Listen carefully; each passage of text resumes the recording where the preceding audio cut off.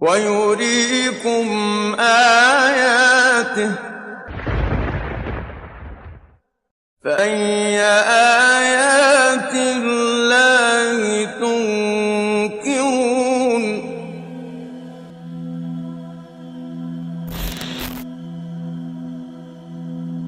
Have you ever wondered why bees construct hexagonal honeycombs rather octagonal or pentagonal? Mathematicians were looking for the answer to this question, and they reached to an interesting conclusion. A hexagon is the most appropriate geometric form for the maximum use of a given area.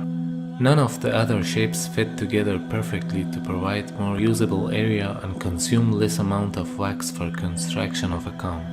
The bee's honeycomb is an amazing piece of engineering, but why have they evolved to produce this hexagonal pattern? Well, actually, they don't have too many choices. If you try to put pentagons together, for example, they just don't fit together nicely, or circles leave lots of little gaps. If they want to produce a network of regular shapes which fit together neatly, then you've really only got three options. You can do equilateral triangles, or you could do squares, or you can do the bee's hexagons. But why of those three does the bee choose the hexagons? Well, it turns out that the triangles actually use much more wax than any of the other shapes. Squares are a little better, but it's the hexagons which use the least amount of wax. It's a solution that was only mathematically proven a few years ago. So the bees use the most appropriate form possible. The method used in construction of honeycomb is also very amazing. Bees start the construction of the hive from 2 or 3 different places and weave the honeycomb simultaneously in 2 or 3 strings. They start from different places. The bees, great in number, construct identical hexagons and then weave the honeycomb by combining these together and meeting in the middle.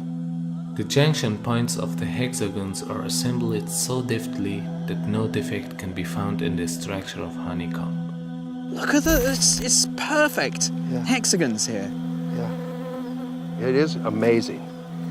And the hexagon is a very strong structure.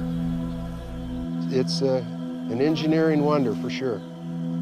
While thinking about this extraordinary performance, we for sure have to admit the existence of a superior will that ordains these creatures.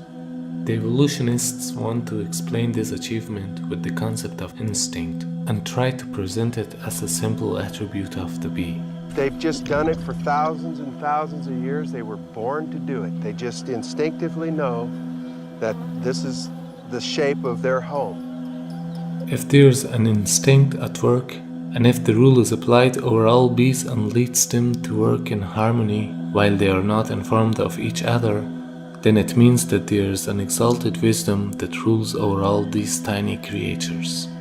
Or in other words, the creator of these tiny creatures inspired them with what they have to do. And this fact was declared in Quran 14 centuries ago.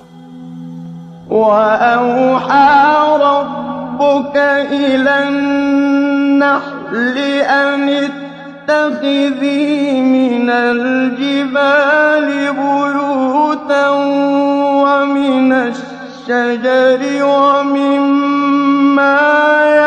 يعرشون ثم كلي من كل الثمرات فاسلكي سبل ربك ذللا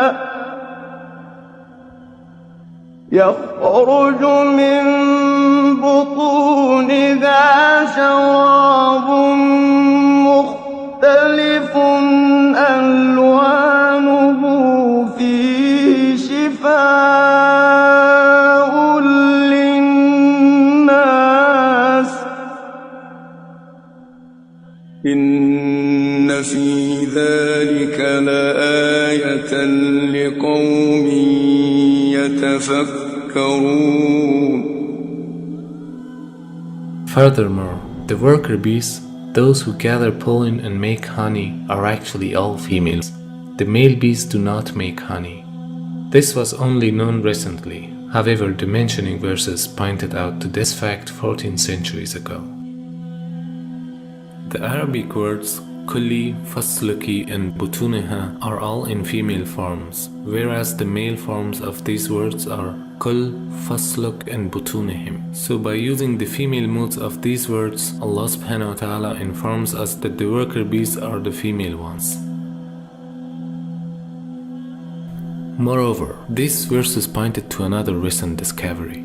Bees build their hives from their own wax. However, scientists just discovered bees that build their hive in wood and even in solid rock. And your Lord inspired the bee. Set up hives in the mountains, and in the trees, and in what they construct.